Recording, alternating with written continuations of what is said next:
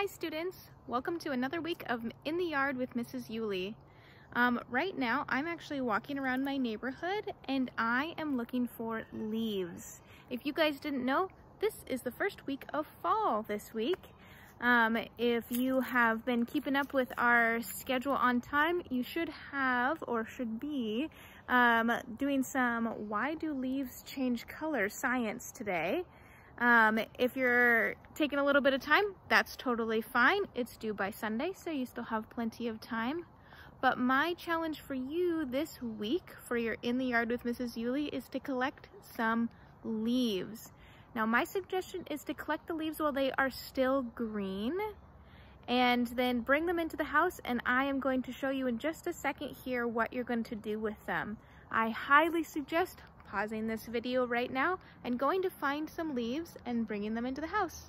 Get a couple different sizes, maybe different kinds of leaves, but the healthier and happier leaf, the better. If it's really brown, the project that I have in mind might not work out.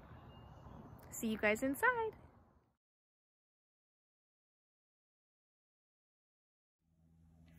For this part of the project, you will need a couple different supplies: paper, pencil, crayons, or colored pencils. Any of these are going to work for this part.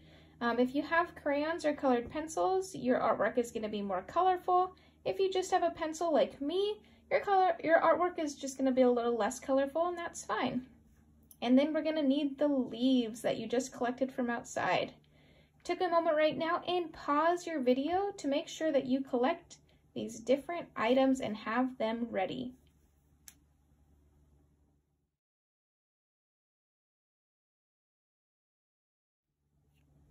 Awesome, now that you have your different supplies, we're gonna move on.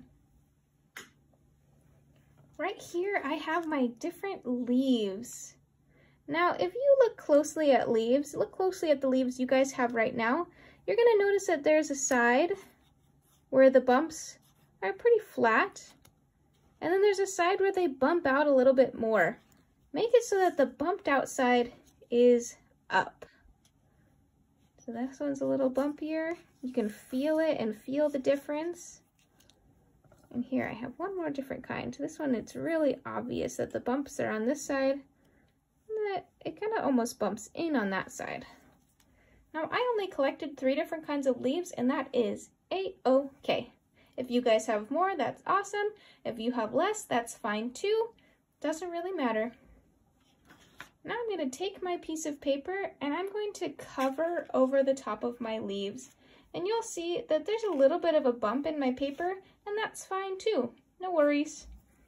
Now I'm going to take my pencil. With my hand, I'm going to press onto the paper and try to flatten out those bumps a little bit.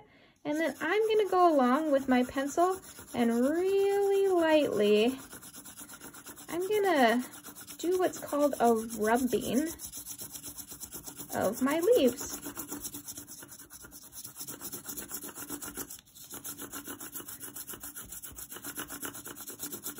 Awesome.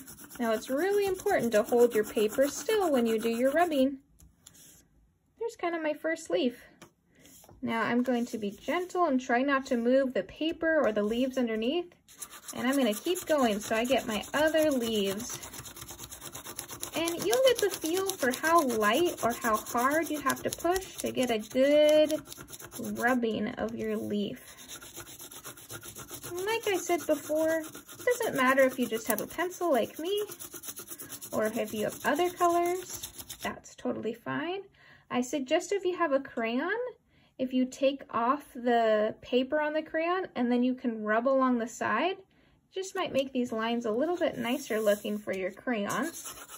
But I also know that sometimes moms and dads and grandparents and all the people that you live with might not love if you take the paper off of your crayon. So make sure you ask before you do that. It's important to ask. That's being polite and respectful of the people who are buying that stuff for you. Awesome. Sweet. So here are my 3 leaves. If I wanted to, I could go in and color those. I could use a marker and I could do the outline of them, or I could even just leave it how it is. It's always important to sign your work. Mrs. Yuly. Awesome. Thanks for meeting me in the yard. See you guys next week.